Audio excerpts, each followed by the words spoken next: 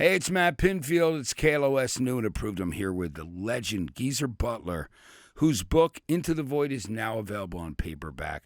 It was a hardcover. It's on Audible too. I've actually read it and listened to it to hear Geezer's voice because I'm such a Sabbath fan, and it's one of the best autobiographies, and I will stand by that statement that I've read in so long. So, Geezer, it's good to see you. Thank you for joining us on the show. Oh, thanks for having me, Matt. Good to see you. You know, Geezer, I love this book so much because it really took me through your life and really painted a vivid picture of what it was like to be a kid after World War II in England, in working class Birmingham, and it was amazing to me. Can we talk about that, what that was like so people can really see the picture of what it was like with you and your family there living in a house? A lot of people don't realize it. Even up into parts of the 80s, there were homes in the UK where there wasn't indoor plumbing. I mean, there was a lot of things, and there was a lot of stuff that hadn't been rebuilt from bombings. And can we talk about what it was like for you as a young kid there?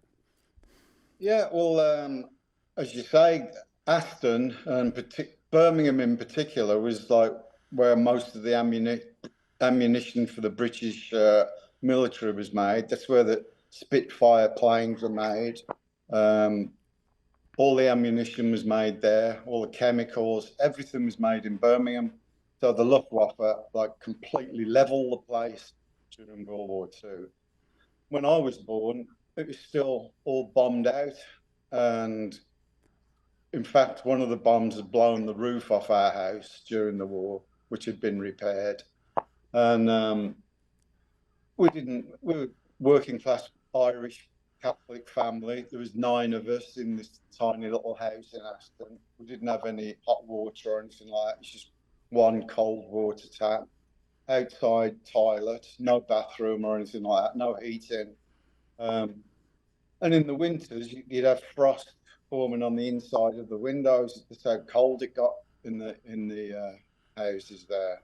And of course, food was rationed up until 1955.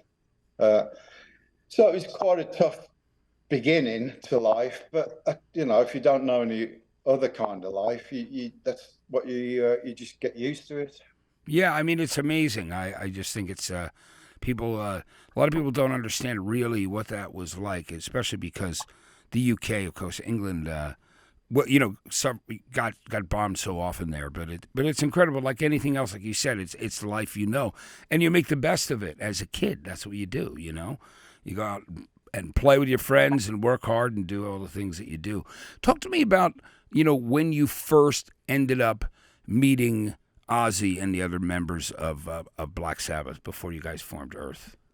Well, we all lived within like 2 or 3 streets of each other, and Ozzy went to school with Tony Iommi. When I walked to school, I used to walk past Ozzy's school, but I didn't meet him until I was about 18. I used to go to these all-nighter places up in Birmingham, and Ozzy used to go to these soul all-nighters. We used to see each other walking home like at 5 o'clock every Sunday morning, because none of us had cars or anything like that. Then eventually, I was in a band called The Rare Breed, and the singer left, and I went to the music, the local guitar shop, and there was a note in there saying Ozzy Zig needs a gig, and I saw the address, and it was literally 3 streets away from me. So I went round to his house. He wasn't in. His sister took my address, and she said, "Oh, that's just around the corner. He'll come round later tonight." So that night there was a knock on the door. My brother answered the door, and he says, "Hey, there's something at the front door for you." And I said, "What do you mean something?" And he said, "You'll see." So I went to the front door, opened it. There was Ozzy with his dad's work clothes on. A chimney brush over his shoulder, completely bald, a sneaker on a dog leash, and no shoes on. And he says, he says, I've come about the gig." And I says, what kind of stuff do you do? We do like blues and cream, that kind of stuff. He went, yeah, I'll do that. And he says, and I've got my own PA. And I went, okay, you're in. Um, and we got together. The rest of the band that we were in didn't want to go do it full time. So me and Ozzy left. And we got this other guitarist in the band, and we needed a drummer. And Ozzy says, well, I know this guy called Tony Iommi. He lives just down the road from where you live. So we went round to Tony's house to see if he knew any drummers. And Bill Ward, the drummer, was there at the time. He came out. We spoke to Bill, and he says, I'll give it a go as long as Tony comes with us." And we says, "Well, we've already got a guitarist." He says, "Well, Tony won't play with any other guitarists." So I went, "Okay, we'll give it a go," and that's the way it formed. It's amazing, and then, of course, becoming Earth and doing those early gigs and, eventually becoming Black Sabbath, which is, people have always wondered. So who was it that ended up seeing the name and, and the movie and having the idea? Can we talk about that? Because I know you mentioned it in your book, but for those listeners, the name itself to make the change from Earth. My brother had seen the film Black Sabbath, and he was describing it to me. My brother loved horror films, and he'd seen the film Black Sabbath, but I was too young at the time to go and see it. You had to be 16 to see it. But I loved the name Black Sabbath, and I was always said, if I have a band, I want to call it Black Sabbath. And but when we formed, we were originally called the Polka Talk Blues Band for one gig. Bill Ward said, "Let's change it to Earth," and then we found out there was another Earth band called Earth who had a single in the charts. So and I says, "Well, what about calling the band Black Sabbath?" And everybody, "Oh yeah, that sounds good." And that's the way we got named. Yeah, it's amazing looking back on that, and eventually, of course, doing gigs and then getting the record deal, and then they wanted you guys to do that cover of that Crow song as your first single, which you guys weren't really that excited about, right? I mean, you had your own songs, and tell me about that with the record company trying to. We'd been to 7 different record companies and auditioned for them, and none of them wanted to sign us. They all said, that's crap music. You got to go and, play some proper music, play some pop songs, go and learn your instruments. And we says, no, this is what we do. So to compromise, we had this sort of A&R guy called Tony Hall. He says, well, just do one pop song. He played as Evil Woman by The Crow. And we says, okay, well, we'll do that just to satisfy the record companies, and that worked because it was like much more commercial than the stuff we were doing, and then that led to us getting the record deal. Yeah, which is great, and one of the things that I love in the book, well, you would talk about, when it came to the first record, there were some purists that were like, "Hey, you guys should play the record like you recorded it," and you're like, "Wait a minute, we did that so many years ago, and we did it in how many hours? It was like 6 hours or something like that. How long did it take you to do?" Yeah, we had 2 days.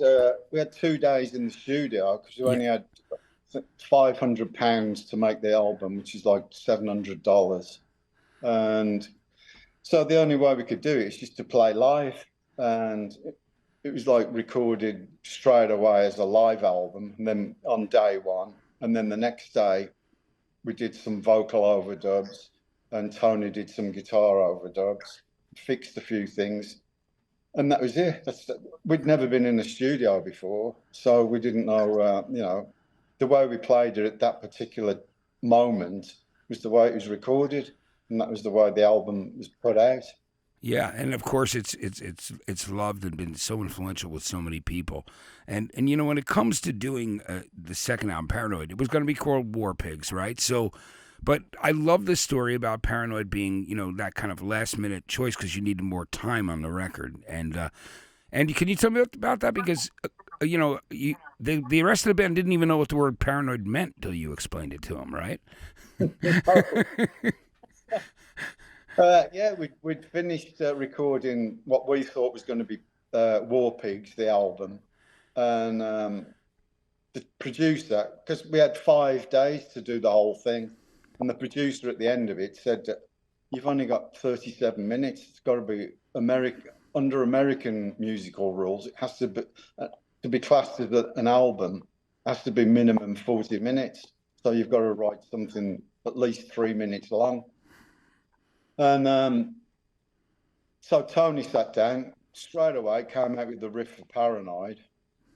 Ozzy came up with the vocal line right at that moment, and I quickly wrote down the lyrics. And Ozzy said, what are we going to call it? And I said, Paranoid. And what does paranoid mean? And I explained it to him. And he went, oh, yeah. I said, you know when you're smoking dope and you get that weird feeling that somebody's looking at you or something? That's when you get paranoid. And he went, oh, yeah, I'll sing about that then. So I wrote the lyrics, quickly wrote the lyrics down. That's the way Paranoid was done. It was done so quickly. You know, and I got to admit, Geezer, that I discovered what the word paranoid meant from your record, because I was a young Irish Catholic kid from Jersey. So I was like, you know, I was a kid listening. I was like, what's paranoid? So, you know, and I was like 10, you know what I mean? So that's how I learned. I learned from you as well.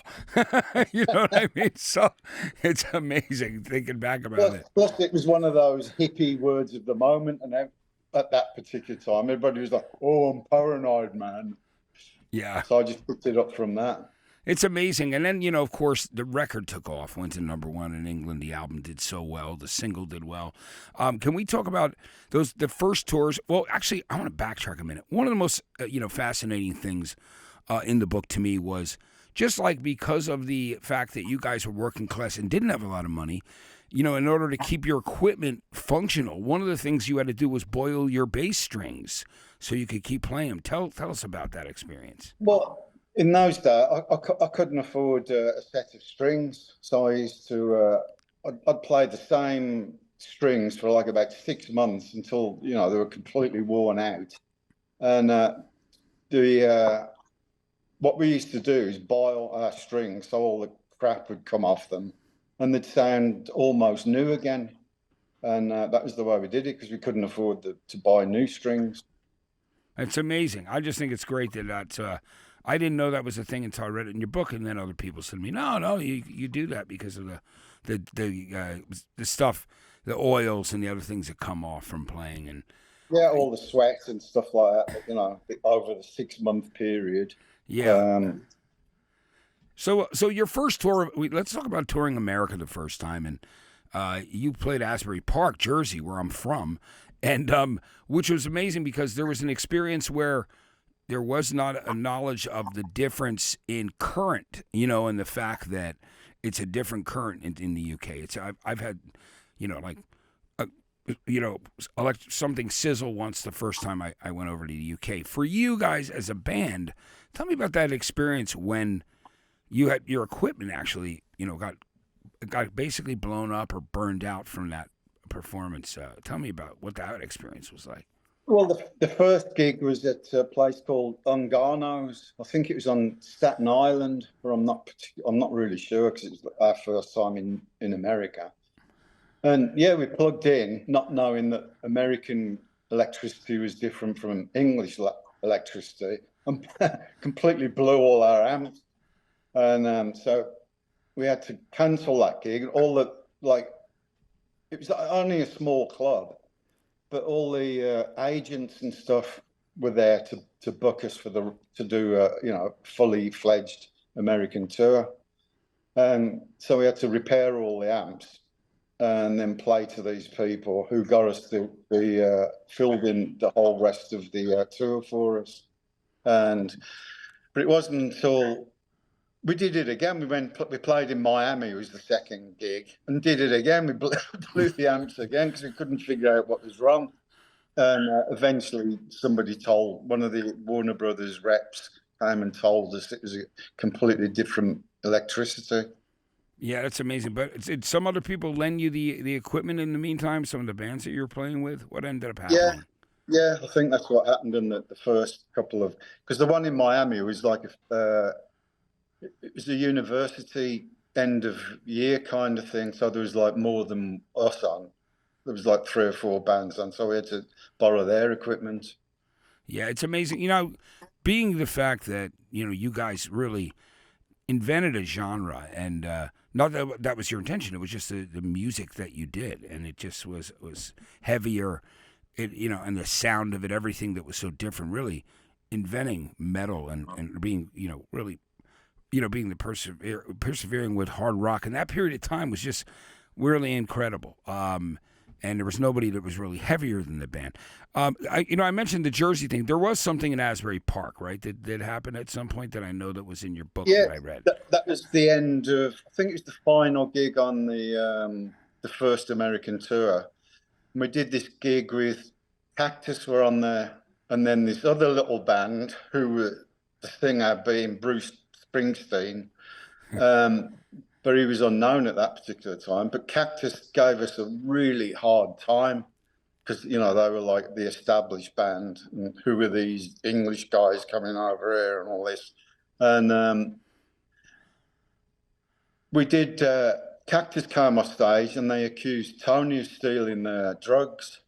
And Tony's, what are you talking about? He says, well, we had all our drugs wrapped up in this towel and now the towel has gone, so you must have stolen it.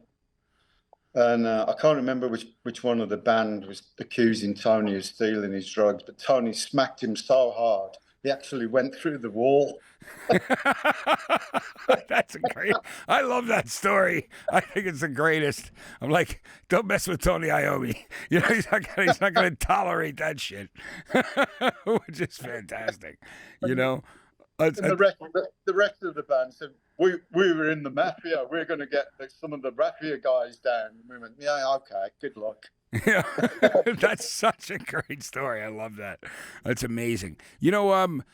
Fairies Wear Boots on the album Paranoid is also, a song that was based on an experience you guys had.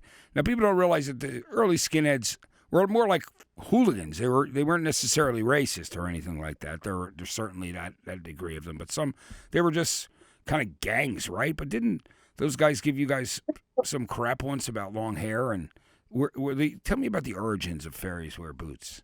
Well, the skinheads in England, there was like 3 different varieties of skinheads. There was the mods who turned into the townies, and the townies turned into the skinheads, and that their sworn enemy was anybody with long hair or bikers, anybody on a motorbike they hated. So they were always fighting. This one gig we played, it was in Weston-super-Mare, which is a seaside town in England. And as usual, this was with our first manager, who said, we'd like do these gigs and like we'd go to get the money for the gigs and go, oh no, we've already sent it to your manager. And we go, oh God, So with this gig we did, manager promised us that we'd get the money at the end of the night. So at the end of the night came, we did our show. I went to the guy that was put the show on, and I said, where's our money? He says, I've already sent it to your manager. And oh no, because I was the accountant in the band at the time. And so I went outside to the telephone box. No iPhones or anything like that then. And I was calling the manager, going nuts at him. We're supposed to get our money tonight. And meanwhile, all these skinheads surrounded the telephone box, chanting, kill the greaser, kill the greaser. Because if you had long hair, they used to call us greasers. So I'm going, oh no, got no money, and I'm going to get like kicked to death now by these skinheads. So I pretended to keep talking on the phone. I pushed the door up and ran back into the gig. I told Tony and Ozzy, like, all these skinheads, I couldn't get through to the manager because all these skinheads were threatening to kill me. And so Tony went, come on, let's go and get them. Tony would never back away from a fight. And so we picked up microphone stands and guitars and all that kind. Went out and beat absolute hell out of them, beat them to pieces. That's so great. I love that. I love that story just because I love it. I love that the music's as tough as the people. Meaning the band, because I love the band. For me, it was mythological. So being a big fan of Sabbath, those stories are just in your book are incredible. I love that one as well, and that's where the origin of that song comes from. Can we talk about Sweet Leaf too on the next record on Master Reality, because a lot of people misinterpreted sometimes what that was about as well, or people make their assumptions. Tell me what the real basis of the song Sweet Leaf was about there, Geezer. Exactly what people think it is, about smoking dope. Okay, great. Yeah, I just wanted to confirm. The inspiration came from, I was in Dublin at the time, and they used to have these cigarettes over there called Sweet Afton. And one of the things was we call it Sweet Afton because of the sweet leaf in the cigarette. And so I thought, oh, that'd be a good title for a song. And so when we did Sweet Leaf, we were all stoned out of our brains. And I said to us, let's just write it about what we're doing at the moment. Write about smoking dope. And that's the way that. That is so great. I love that you talked about that, and on that record also, "Children of the Grave," of course, is such a great song, and I want to talk about that track in particular too. Tell me about writing and composing that one, Geezer. That's probably Tony came up with most of the music for it, most of the riffs, and at the time there was this big new movement talking about pollution and climate change, all that sort of. This was like right in the beginning of the 70s, and nobody had heard about all this climate stuff before. And so it was basically about that if we don't improve everything, we're going to be children of the grave. And that's what the lyrics were about. Yeah, it's amazing. And also, for those people that are listening, that another reason to actually check out the book, and I'm going back to Sweetly for a minute, the cough in the beginning of the song on the record. Is that Ozzy or you, or who was that? No, that was Tony. He was just getting ready. He was just getting ready to start recording. Yeah. And Ozzy gave him this great big spliff that Ozzy just rolled, one of Ozzy's specials. And Tony took this big drag of it and nearly choked on it. Yeah. And the microphone was already on, so you could hear Tony coughing. Yeah, it was just one of the coolest intros. You can imagine me as a young kid. I heard that, and I was like, wow, it was amazing. I mean, it was, we thought it was obviously one of the coolest effects, when we bought that record. And so you guys were touring so relentlessly. I mean, you were on the road in America so much. And at this point in time, you're getting ready. Let's talk about going forward to Volume 4. And there were periods where I was told that you guys, there were sometimes you guys were so busy, not only indulging and partying at the time, but your schedule, you were so exhausted. Can you tell me, is it true that a lot of that stuff you forgot, some of the band members forgot some of the sessions, or did it all kind of blend together by the time you guys were doing Volume 4? It seemed to all blend together because we'd do an album, go straight on tour. And plus we were touring while we were writing and recording. So you'd have like a week off from touring, but you'd be in the studio and then straight back out on tour. You'd finish a tour, start writing for the next album, go straight in, record it. As soon as it was recorded, you go back out on the road. And by Volume 4, we were absolutely exhausted. And so the management says, well, go to America for to write the next album. My friend's got this massive big mansion in Bel Air. We went, oh, that sounds good. It's got a swimming pool and everything, so you can relax while you're writing Volume 4. And that's what we did. But the biggest difference was we discovered cocaine, and so there was a lot of that going on. And plus, because we were in LA, there'd be like groupies every day, like coming up from the Rainbow and Marquee, places like that. So it was like an endless thing of partying. But because we were all in the same house together, you could whenever you felt like got an idea, everybody would be there. So you could just even if you were in bed, you could have an idea and get up and tell everybody you got an idea and go into we had this big ballroom there that we set up in, and so you could immediately play your ideas. It's great because, I mean, the songs, I mean, there were so many great songs that came off there too, like Supernaut and, you know, Snowblind, which was going to be the name of the album, right? You guys were thinking about calling it Snowblind, and the record company was like, nah, I don't know about that, right? Because, which is amazing. I mean, there's some beautiful things on there, like Laguna Sunrise too, you know, which Tony played. Can we talk about Changes, because this was a new direction at that point for the band. It's still a beautiful song. I mean, have you heard that Charles Bradley version of it, the black soul singer who passed away? I absolutely love the Charles Bradley version. Absolutely brilliant. It was amazing. He sang that with me on a morning show once, and his voice was so powerful that we had to turn the microphones down because it was absolutely beautiful. Can you talk to me about the origins and the birth of the song Changes? Yeah, I mean, there was a big grand piano set, as I say, this big ballroom there in this big mansion, and there's a grand piano set up. And one day, I think Tony just split up with his girlfriend, and Bill Ward was going through a divorce at the time, and there was just like sadness in the house at the time. And Tony just happened to sit down at his grand piano, come up with the changes. I didn't even know he could play piano, and I was just amazed at it. And Ozzy could hear what Tony was playing. Ozzy came in, started singing along to it. And because Bill was going through divorce and Tony split up with his girlfriend, I just wrote it about, going through changes with your girlfriend or your wife, the sad part of love. Yeah, and it's such a beautiful song, and it's held up, and it was something that showed everybody a different side of the band too, which I think was really cool to come along in that period of time. You know? Because we didn't want to do albums that just had one sound from beginning to end.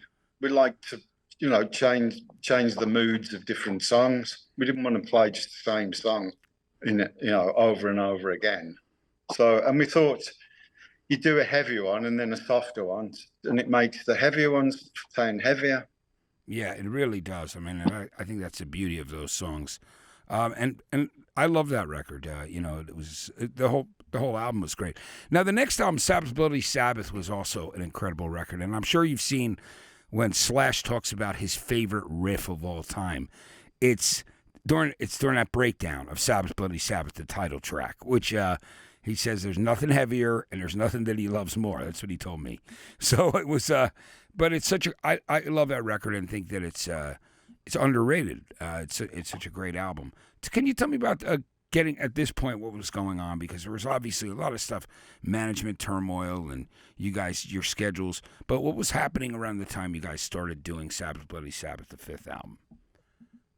Well, we decided to take after the Volume 4 and then the Volume 4 tour, and we'd literally been all around the world, and we were absolutely. Tony collapsed at the end of the Volume 4 tour, just totally exhausted. And we says, we can't keep this up at this rate. We've got to have a rest. And the management went, oh, okay. And we says, and by the way, can we see some accounts? We haven't seen accounts for like 5 years. Yeah. And he said, yeah, I'll send them up to her. So we said, well, we're not gonna do any more recording or any more touring until we see if we got any money, some accounts.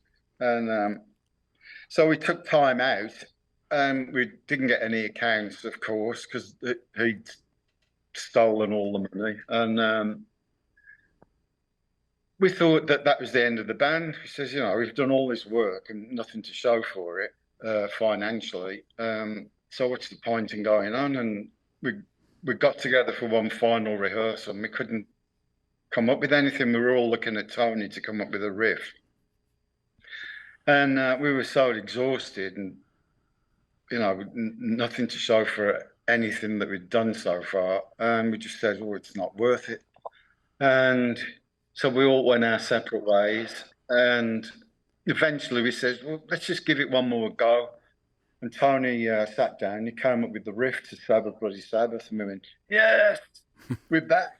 Yeah, it's that's an album has so many great songs on it. Like "Killing Yourself to Live" was really autobiographical, right? I mean, what a great song that Absolutely. is. Tell me about Yeah. that song. Well, it was literally we were killing ourselves to live, and as the lyrics say, we were just treated like slaves. Basically, we were just sent out and record this, write that, tour that, and with nothing to show for it. And that's what the song was about. We were so sick of what was happening to us that I come up with the lyrics for "Killing Yourself to Live," and that's the way it felt at the time.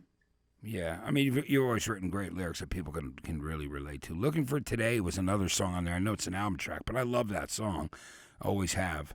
Can we talk about that? I mean, for you, what was the sessions like? How long did it take you guys to do that record? Sabbath, Bloody Sabbath, probably maybe 6 weeks to do the whole thing.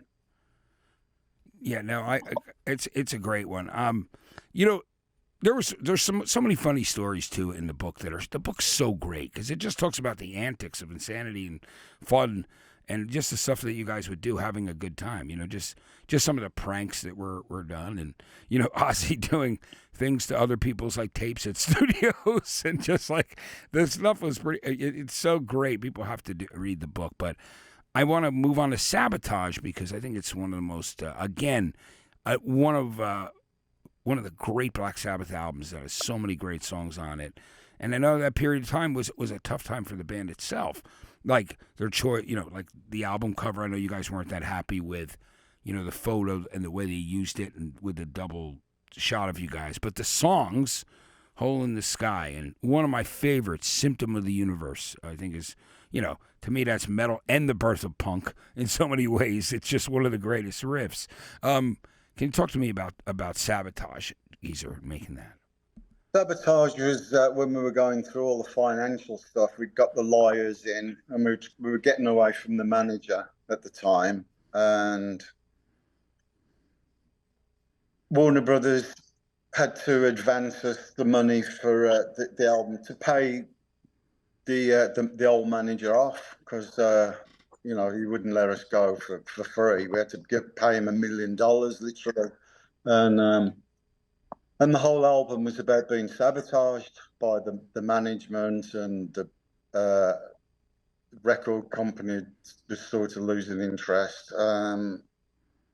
Just the whole thing, we felt like we were being sabotaged by everything, and that we'd gone to all these very expensive so-called music lawyers, and they were ripping us off as well. They saw us like four idiots, and so a lot of the album was very, very angry, and that was it. Yeah, like "Megalomania." There's a lot of different songs on there, of course. But it's still a great record. Sorry you had to deal with that under so much duress. But "Symptom of the Universe" is a song that also talks about, about love and, something that's really pure. Can you tell me about writing that song, Geezer? Yeah, it was about love. That love is the symptom of the universe to try and get us all back to being positive again. And that's what I wrote that about. Yeah, that is such an incredible song. I mean, you realize how great. I hope you realize how great that track is. You know what I mean? It's just I always it's one of those things that I love to play because I'm like, listen to this. But people have been inspired by and covered you guys for years, Geezer. And one of the things that was a real enlightening to me was, a lot of people have done songs like "Paranoid," but you guys actually version that you liked the best of it was the Dickies cover of it, which you were talking about, which I thought was very cool. So what did you think about that? Well, they came to see us we were playing Hammersmith Odeon in London at the time, and the Dickies came to see us, and they were like one of the very, very first punk bands. And they said, "We've done a cover of Paranoid." And we went, "Oh, really?" And they said, "Yeah, got to listen to it." So they played it to us, and it was faster than our version, like the punk version of it. And we went, "Oh yeah, that's brilliant." We thought it was like a really good version of it. Yeah, it was cool. It was cool that you guys. It meant a lot to them. I don't. I think they may have forgotten. I ran into the guy from the band, Stan Lee, and I told him, I said, you got to pick up Geezer's book, because I was, right after I read it at first, I'm like, you got to check this out, and it made him. He was very happy to hear that, being a big Sabbath fan all these years. What for you? What was the experience of writing the book like for you, Geezer? Was it cathartic? Did it bring back a lot of memories? How did you get through, like, just those, thinking through and trying to chronologically talk about all the different things that you, as coming up as a child and then as a musician, and all the things that you guys went through?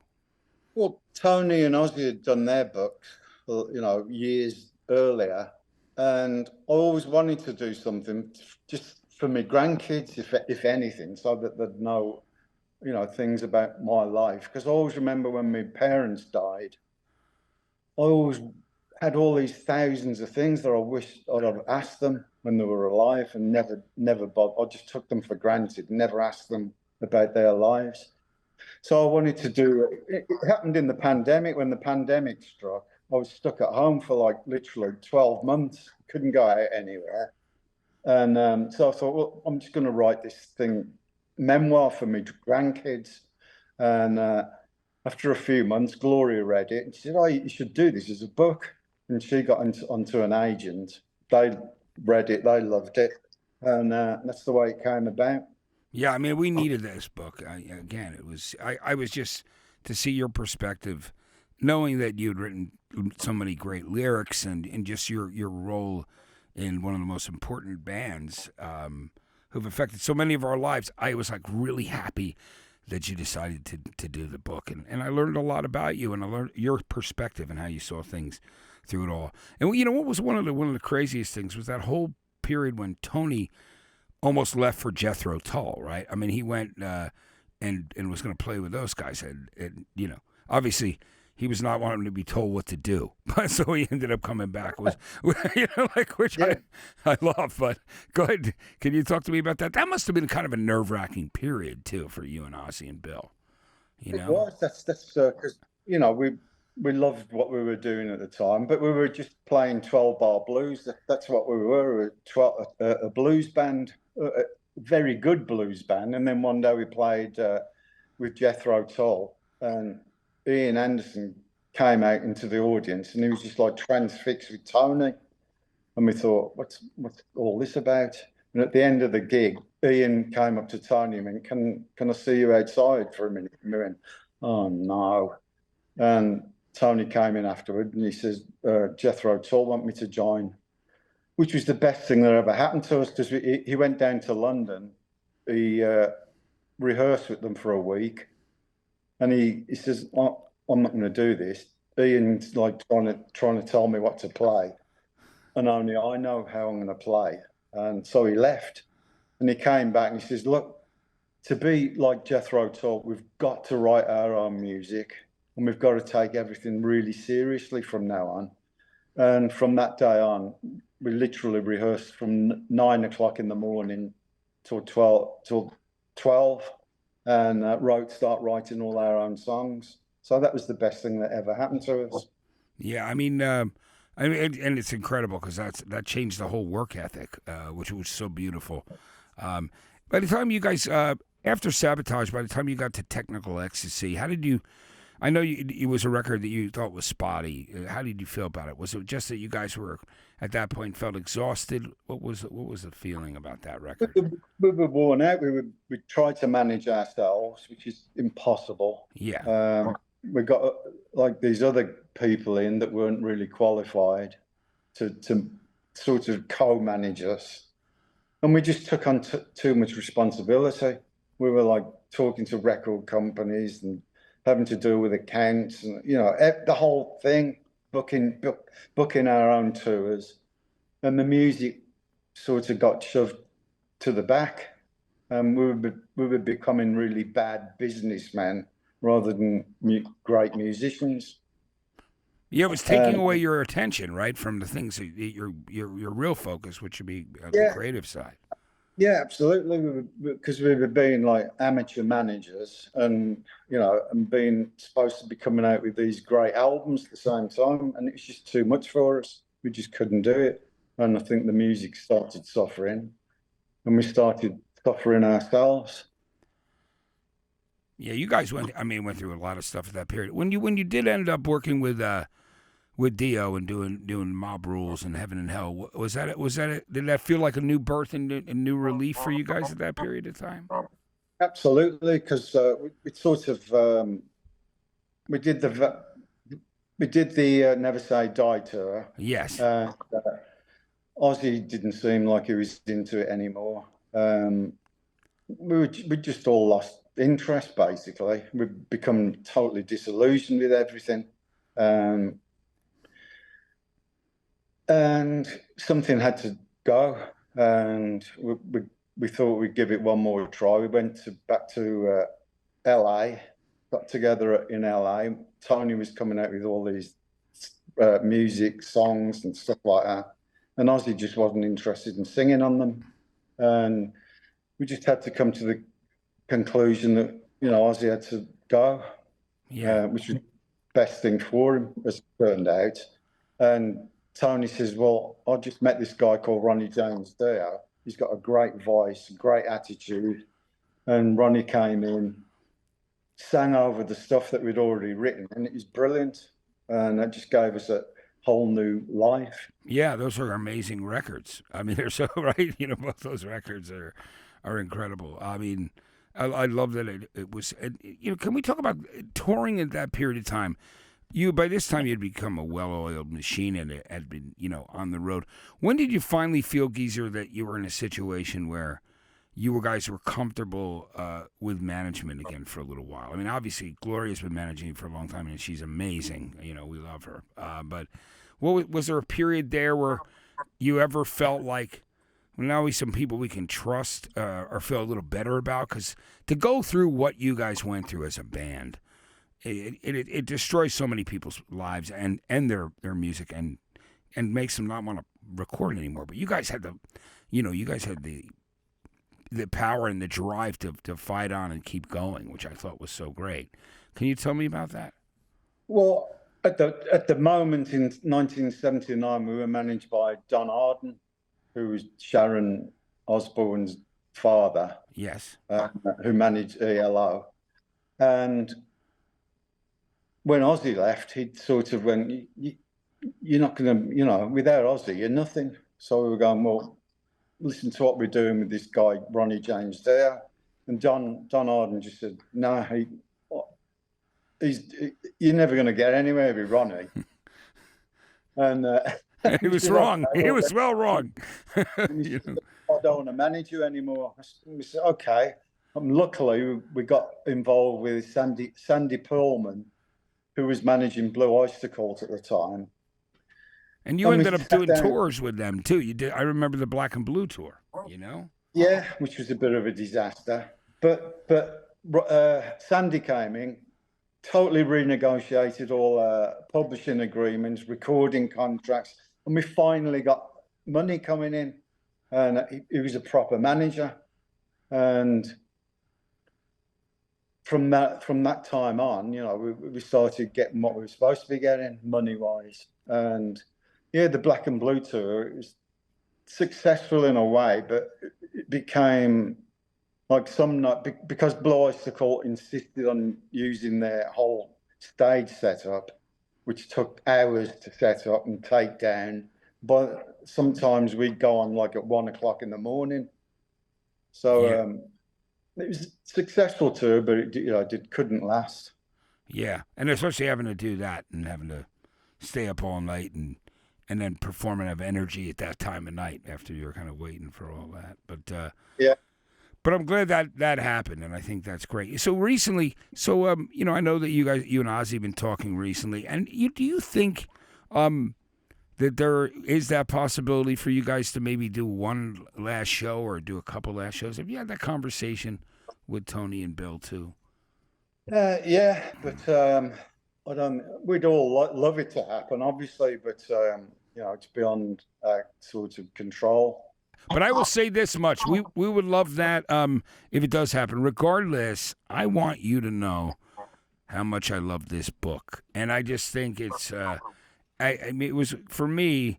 I mean, the time just flew by reading it. And I think that anybody watching or listening should certainly, and I mean 100%, they should definitely pick up this book. Or if you don't have the patience to read, you should listen to it on Audible. So you guys, it's so great. But the paperback is out right now. And my last question for you, Geezer, is: are there any bands currently or in the last like 5 to 10 years that you like, that you think are great rock bands that you found interesting? I don't really listen to that kind of stuff anymore. I'm more into jazz kind of stuff, and old stuff from the 60s and 70s. I love that stuff too. What were some of your last question? So I know you loved Cream, and you guys covered that stuff. What were some of those first records that you loved? What were those things that made you want to pick up the bass? The Cream album, Jimi Hendrix, the Kinks, the Who. The Stones, obviously the Beatles, but particularly the Cream. When I went to see the Cream, and I was just mesmerised by Jack Bruce, his bass playing. I'd never even thought about bass playing until I went to see the Cream and seeing what Jack Bruce could do with the bass, and that sort of was my inspiration. Yeah, I mean, Jack Bruce was incredible. Was it the first album, right, Fresh, or was it Disraeli Gears that really got you into those guys? Fresh Cream, yeah. Yeah, the first record's great. It's so good. Geezer, I want to thank you for taking this time to spend with us. Love catching up with you. And thanks, Matt. It was great talking to you again after all this time. Yeah, it really was. I want you to know, send my love to Gloria, of course. And I just, I'm really, this book meant the absolute world to me, because loving the records, growing up with them, still, they make such a big part of my life. And they still mean the world to me. I mean, I love them. That love has never waned. It's one of those things that's it's in you when you love records and songs, and it's so for me, your book really enlightened me on the history of the band, and you in particular, because anybody who knows you knows you're one of the greatest guys, and humble and just cool, and I love that. I got to tell you. Oh, thanks, Matt. So thank you for taking this time to talk to us about Into the Void. It was so great to have you. Thanks for listening. Thanks for having me. Yeah, I want everybody to go pick up the book. The new paperback version is out now. Order it, get it at home. And like I said, if you don't have the patience to read, you've got to at least listen to Bill tell the story. It's available on Audible too. But it's nice to have the tangible book, right? Geezer, thank you so much for doing this. It was great to have you on here. Cheers, Matt. All the best. You got it. It's KLOS New and Approved. I'm Matt Pinfield. I'll be back with you soon.